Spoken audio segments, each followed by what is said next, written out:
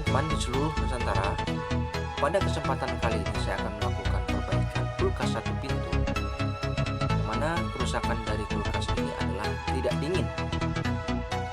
Di bagian ruang freezer dan ruang refrigeratornya ini terlihat normal ya. Untuk itu kita akan coba cek lebih detail gimana kerusakannya. Baik, di sini kita akan coba berikan sumber pada unit kulkasnya.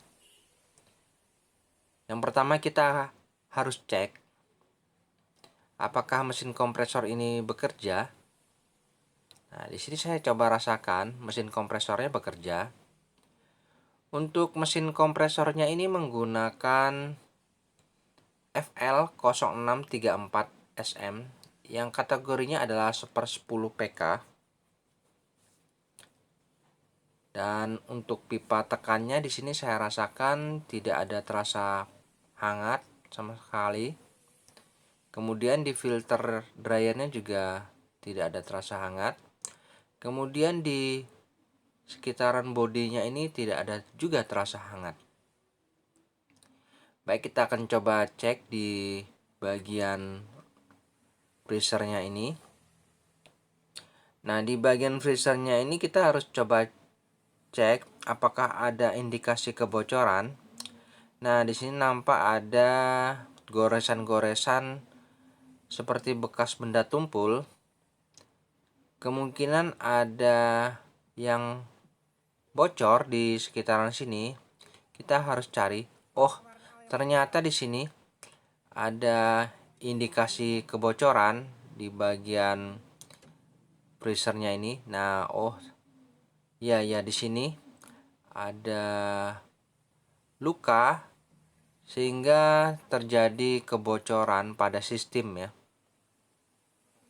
Maka dari itu kulkas ini menjadi tidak dingin ya. Baik, kita akan coba lakukan perbaikan pada unit kulkas ini.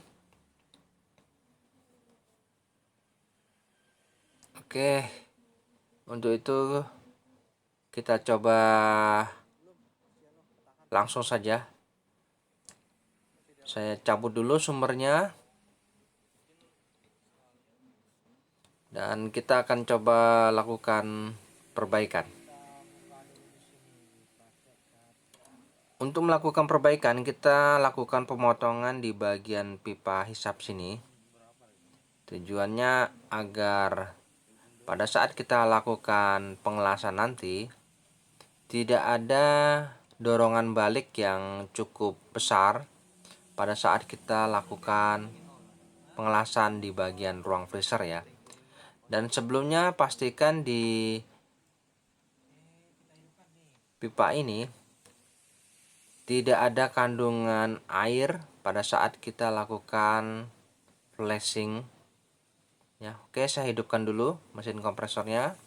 Dan di sini coba kita cek sambil kita tekan tutup. Lalu kita buka apakah ada kandungan air.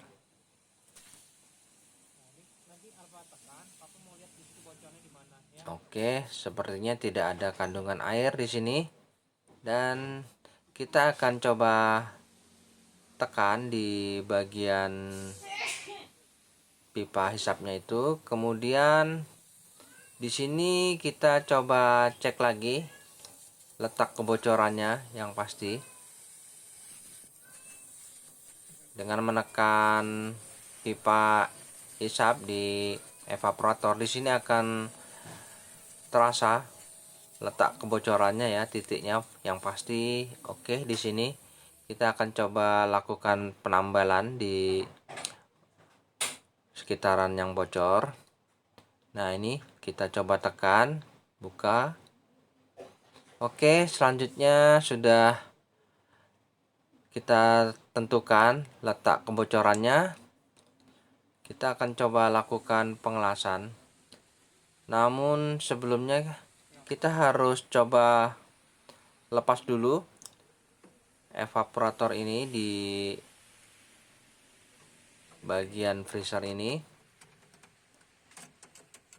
Oke, Oke, selanjutnya bisa kita bersihkan lapisan cat yang ada pada evaporator ini. Kita bersihkan ya. Jadi setelah nampak bersih, kita bisa mulai lakukan pengelasan. Nah, untuk pengelasan itu saya menggunakan kawat alum platinum seperti ini. Ya, ini memang khusus untuk melakukan penambalan. Jadi proses penambalannya seperti ini, kita coba panaskan terlebih dahulu bagian evap yang mau kita lakukan penambalan.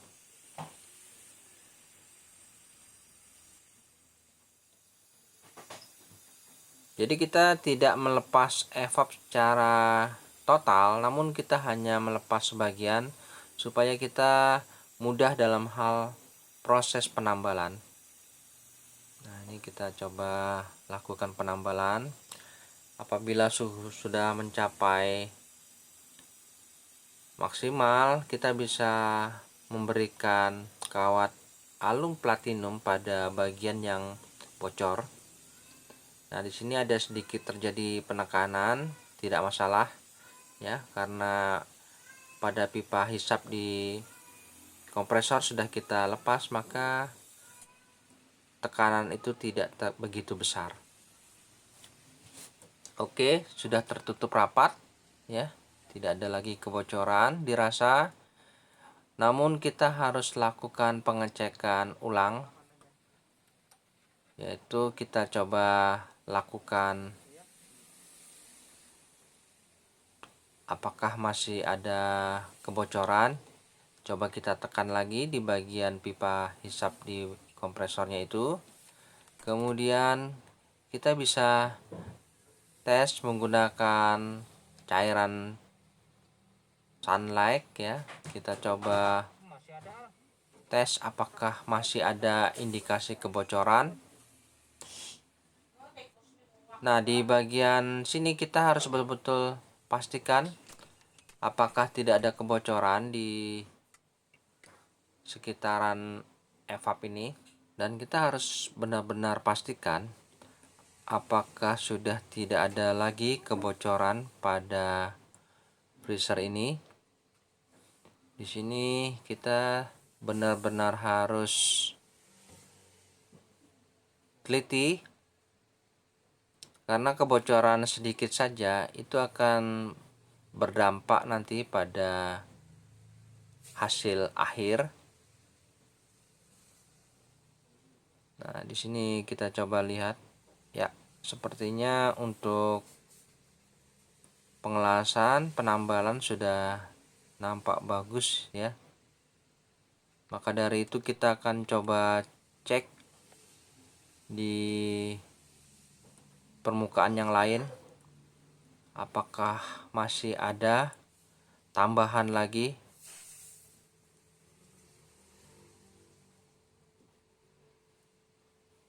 Oke, di sini kita harus benar-benar teliti.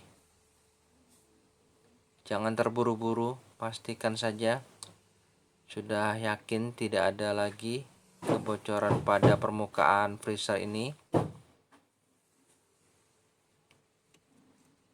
baik di sisi sebelah kanan, kiri ya.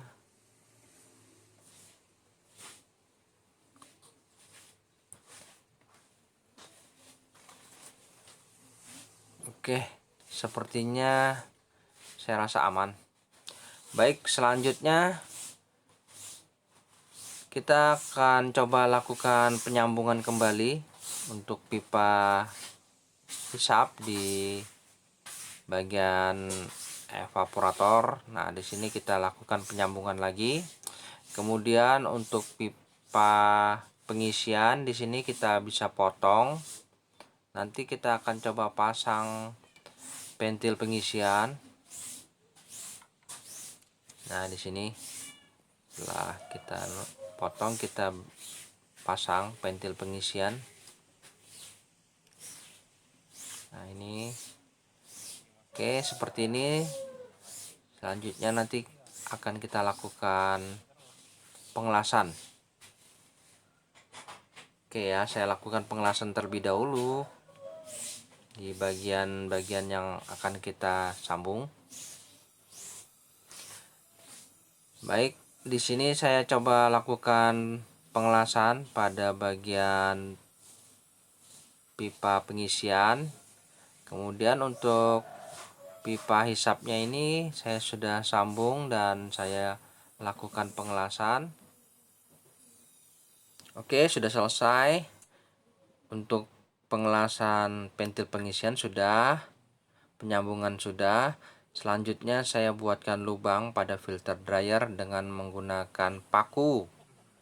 Nah, ini saya buatkan lubang pada filter dryer, gunanya adalah untuk proses pemakuman. Yang mana di sini saya menggunakan sistem vacuum body dengan cara membuatkan lubang pada filter dryer.